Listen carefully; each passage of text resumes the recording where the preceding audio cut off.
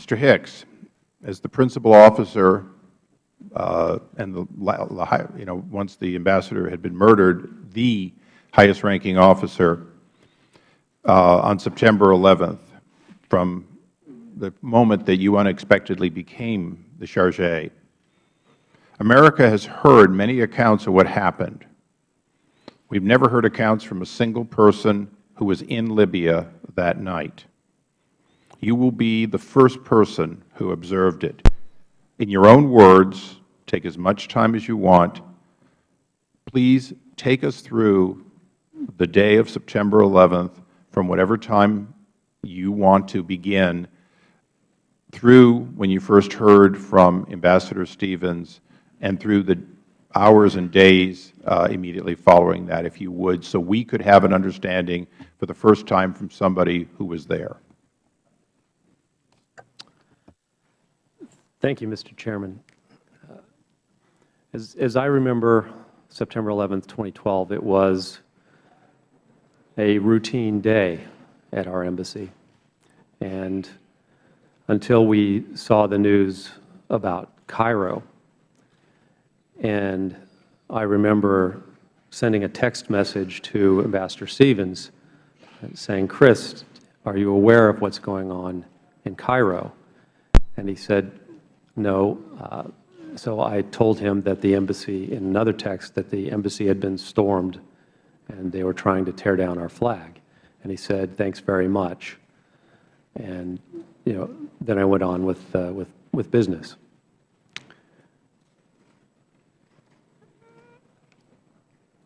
Closed the day, and I went back to my villa and was relaxing, watching a television show that I particularly like.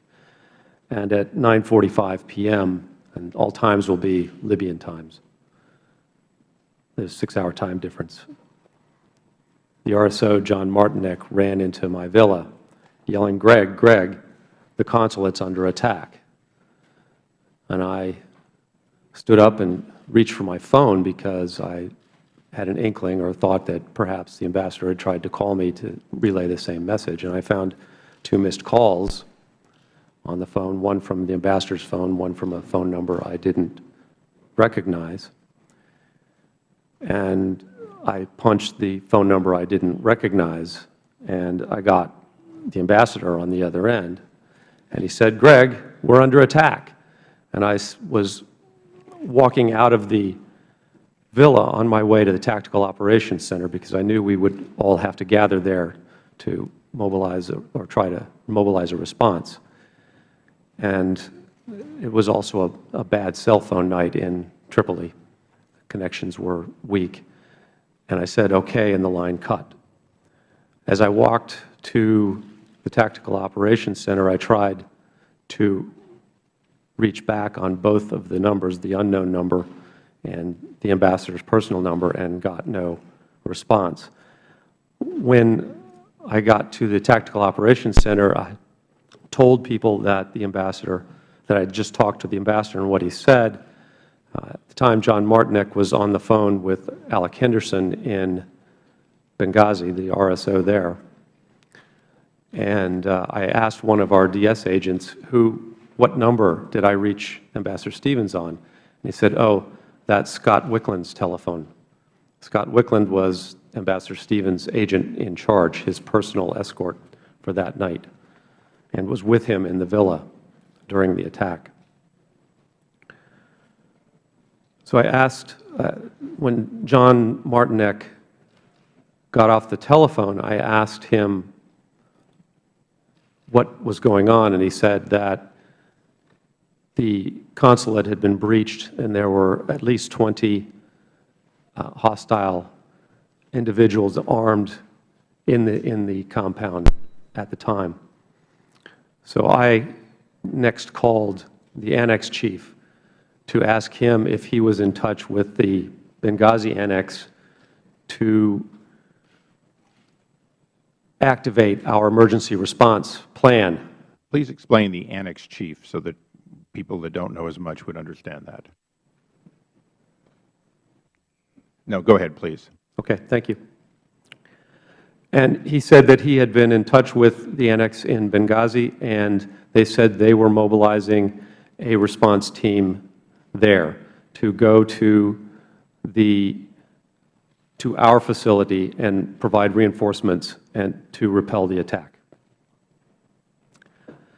With that knowledge, I called the Operations Center at the State Department at approximately 10 p.m.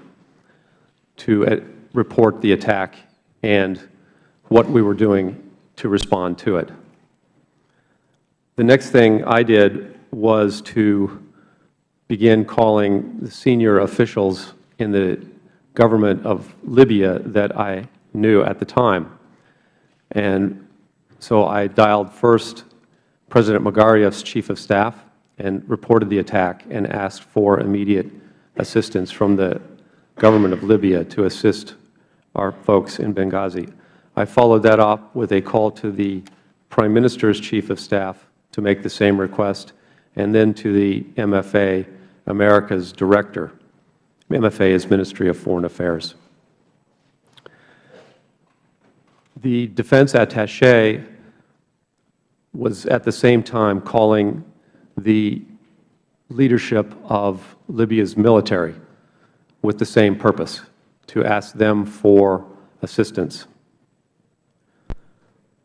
Once that was done, I called again to Washington to report that these actions had been commenced. Over that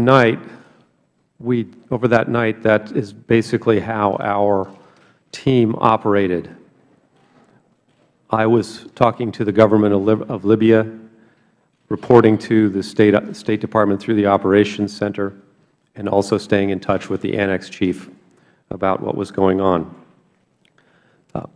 Let me step back 1 minute, if I could, and say that I also discussed with the Annex Chief about mobilizing a Tripoli response team, and we agreed that we would move forward with chartering a plane from Tripoli to fly a response team to Benghazi to provide additional reinforcements. The Defense Attaché was also reporting through his chain of command back to AFRICOM and to the Joint Staff here in Washington about what was going on in the country. David McFarland, our political section chief, had just returned from Benghazi, where he had been our principal officer for the previous 10 days. And so he jumped into this picture by reaching out to his contacts in Benghazi and trying to get them at the local level there to respond to the attack. And he also was in touch with our local employee there as well.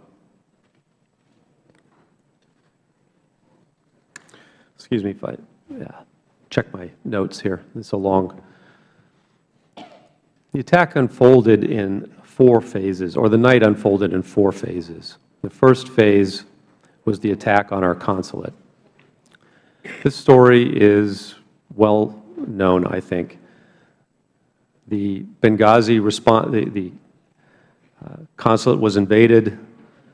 The Villa C, where the ambassador and Sean Smith and Scott Wickland were hiding in the safe area, was set on fire. The attackers also went into another buildings. They were unable to enter the Tactical Operations Center in Benghazi because of improvements to that facility that had been made. Scott attempted to lead the ambassador and Sean Smith out of the burning building. He managed to make it out. He tried repeatedly to go back in to try to rescue Sean and the ambassador, but had to stop due to exposure to smoke. The response team from the Annex in Benghazi, 6 individuals, drove the attackers out of our compound and secured it temporarily. There have been estimates as high as 60 attackers were in the compound at one particular time. There were repeated attempts by all of the RSOs and by the response team from the Annex to go into the burning building and recover or try to save Sean and the ambassador.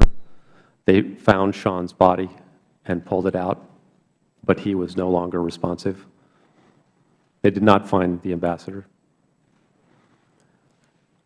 And I spoke with a medical officer, one of our medical officers after the attack, and the heroism of these individuals in repeatedly going into a petroleum-based fire cannot be understated. Petroleum, according to our regional medical officer, petroleum-based fires emit enormous amounts of cyanide gas. And he told me that one full breath of that would incapacitate and kill a person if exposed to it. It was noticed that a second wave of attackers was coming to attack the facility, and our teams evacuated 5 RSOs and Sean Smith in one vehicle, which suffered heavy fire, but they managed to break through and get to the Annex. And then the Annex team also withdrew from the facility, and the second wave of attackers took it over. After the second phase of the evening occurs, the timing is about 11:30 or so. The second phase commences after the teams have returned to the Annex, and they suffer for about an hour and a half probing attacks from terrorists. They are able to repulse them, and then they desist at about 1:30 in the morning. The Tripoli response team departs at about midnight and arrives at about 1:15 in Benghazi. If I may step back again to Tripoli and what's going on there at this point. At about 10:45 or 11 o'clock, we confer, and I asked the defense attaché who'd been talking with AFRICOM and with the Joint Staff, is anything coming? Will they be sending us any help? Is there something out there? And he answered that the nearest help was in Aviano, and the nearest where there were fighter planes. And he said that it would take 2 to 3 hours for them to get on site, but that there also were no tankers available for them to refuel. And I said, thank you very much. And we went on with our work.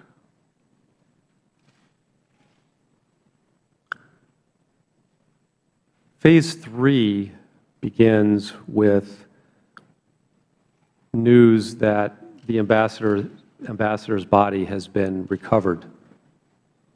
And David McFarland, if I recall correctly, is the individual who began to receive that news from his contacts in Benghazi.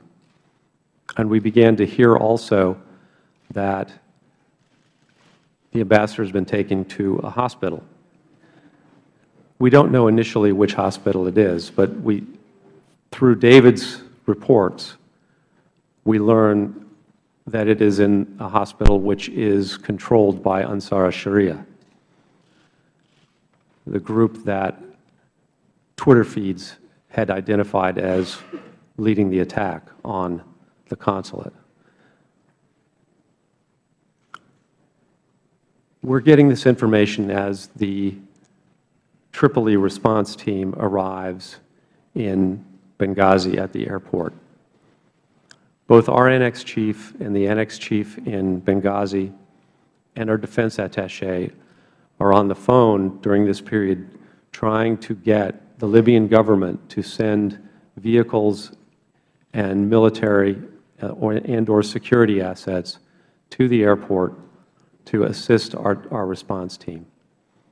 At this point, this response team looks like it may be a hostage rescue team, that we are going to need to send them to try to save the ambassador, who is in a hospital that is, as far as we know, under enemy control.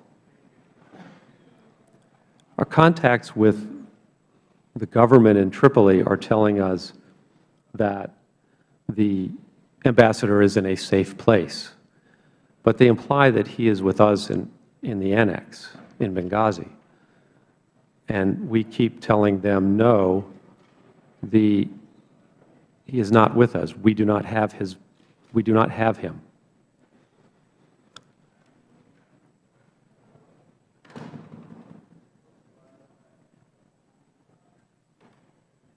At about 12:30, at the same time that we see the Twitter feeds that are asserting that Ansar Sharia is responsible for the attack, we also see a call for an attack on the embassy in Tripoli.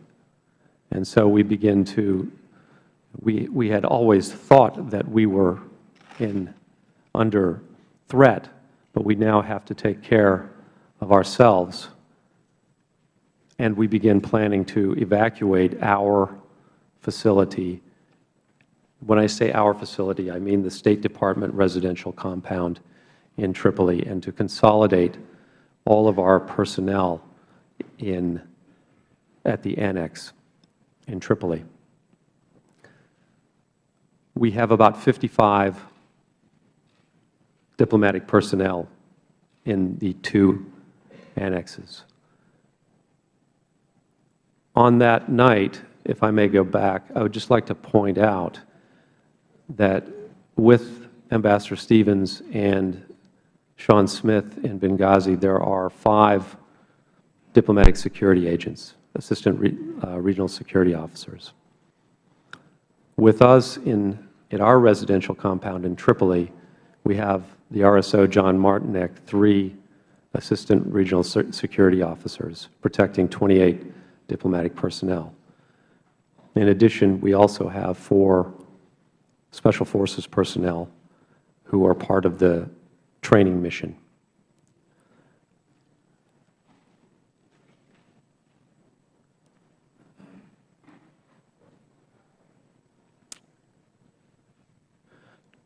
During the night, I'm in touch with Washington, keeping them posted of what's happening in Tripoli and, to the best of my knowledge, what I'm being told in Benghazi. I think at about 2 p.m., 2 a.m., sorry, the Secretary of State Clinton called me, along with her senior staff. We're all on the phone. And she asked me what was going on, and I briefed her on the developments. Most of the conversation was about the search for Ambassador Stevens. It was also about what we were going to do with our personnel in Benghazi. And I told her that we would need to evacuate.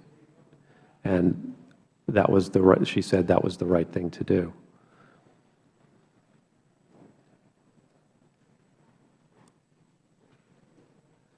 At about 3 a.m., I received a call from the Prime Minister of Libya. I think it's the saddest phone call I've ever had in my life.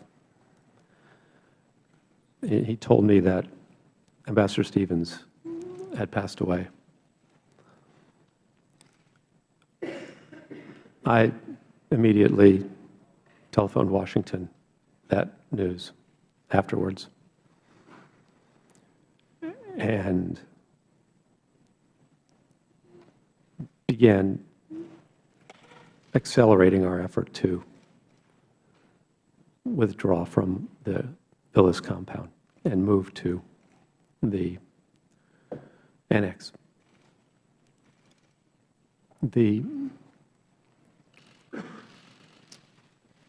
Excuse me, I'll take a glass of water.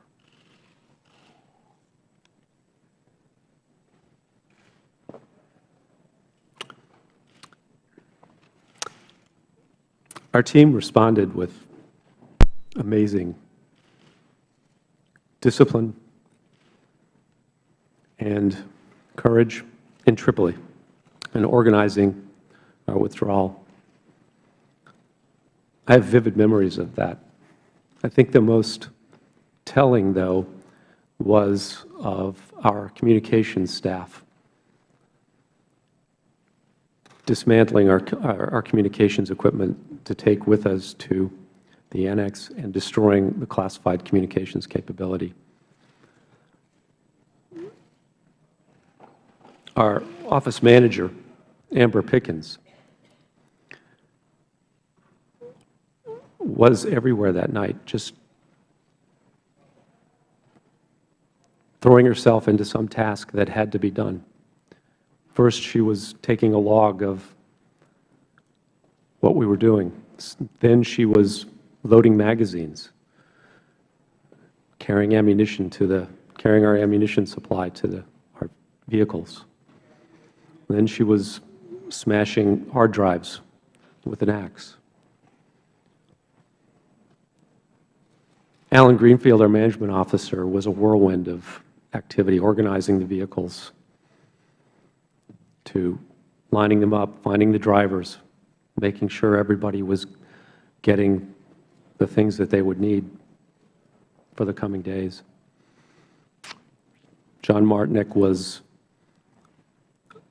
a mountain of moral support, particularly to the guys who were in Benghazi. He was on the phone talking them through the whole ordeal.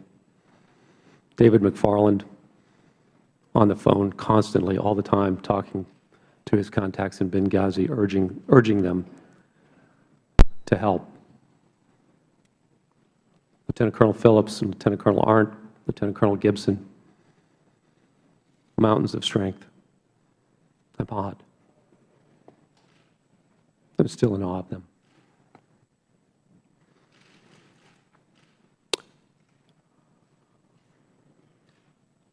They asked me in one of the phone calls, when were you going to move to the Annex? And I said, we'll move at dawn, because none of our people had great experience driving the armored Suburbans that we were going to have to use. Our local staff drove for us as part of our security procedures. They, of course, were not there that night. And we would have to go through checkpoints, militia checkpoints, on the way to the Annex to get there.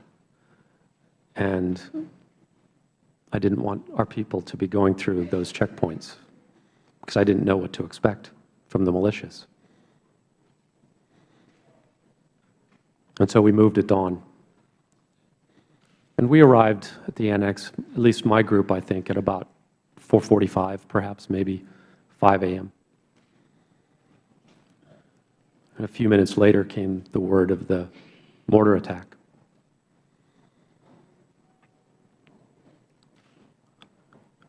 If I could return to Benghazi a little bit, talk through Tripoli. I'm sorry if I bounce back and forth, but the Tripoli team was basically had to stay at the Benghazi airport because they had no transport and no escort from the Libyans. After the announcement of Chris's passing, military escort and vehicles arrived at the airport.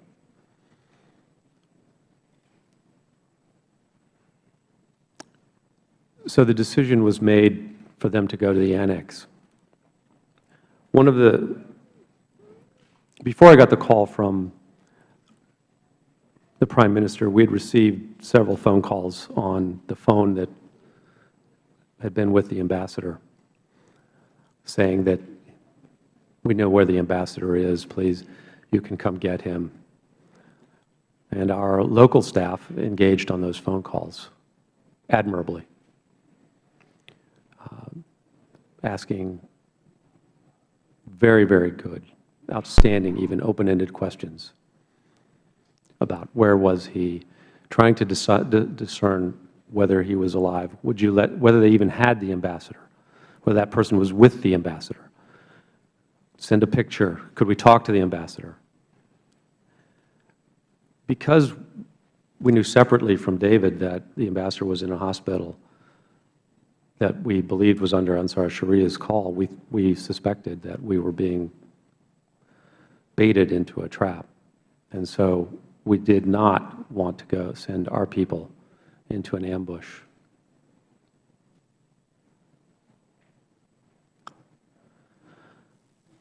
And we didn't. We sent them to the Annex. Shortly after they arrived at the Annex, the mortars came in. First mortar round was long. It landed actually among the Libyans who escorted our people. They took casualties for us that night. Then the next was short. The next three landed on the roof, killing Glenn and Tyrone, severely wounding David.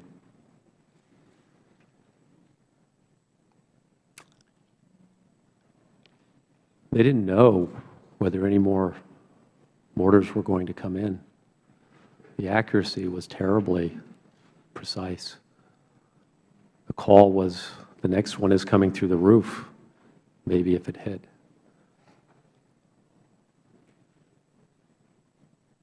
Two of the guys from Team Tripoli, they climbed up on the roof.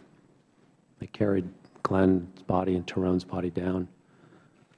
One guy, about Mark's size, full combat gear, climbed up there, strapped David Ubben, who is a large man, to his back, carried him down the ladder, saved him.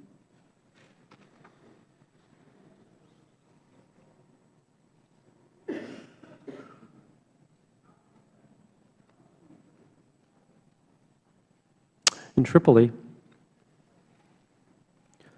the defense attaché had persuaded the Libyans to fly their C-130 to Benghazi.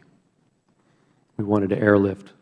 Since we had consolidated at the Annex, and the Libyan government had now provided us with external security around our facilities, we wanted to send further reinforcements to Benghazi. We determined that Lieutenant Colonel Gibson and his team of Special Forces troops should go. The people in Benghazi had been fighting all night. They were tired. They were exhausted. We wanted to make sure the airport was secure for their withdrawal.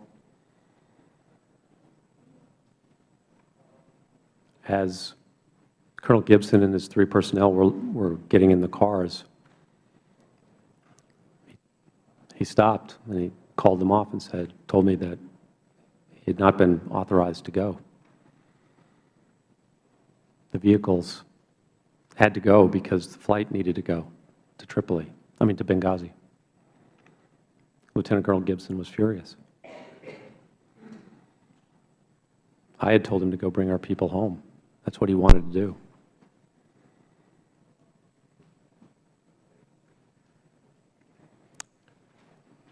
Paid me a very nice compliment. I won't repeat it here.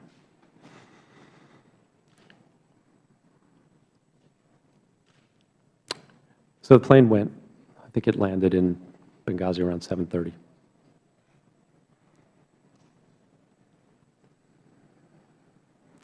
The other thing that we did was, and I want to mention Jackie Levesque's name in this hearing. She was our nurse. We'd initially thought that that she should go to Benghazi. One of the Special Forces with Lieutenant Colonel Gibson's team was our last military-trained medic available. He had a broken foot in a cast. I still remember him walking to go and get in the car with his machine gun, carrying a machine gun on his shoulder.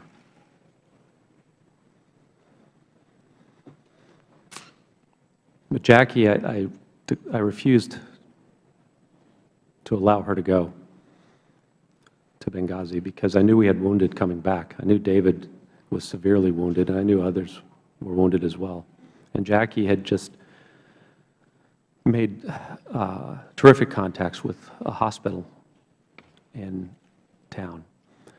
And so I sent her to that hospital to start mobilizing their ER teams and their doctors to receive our wounded.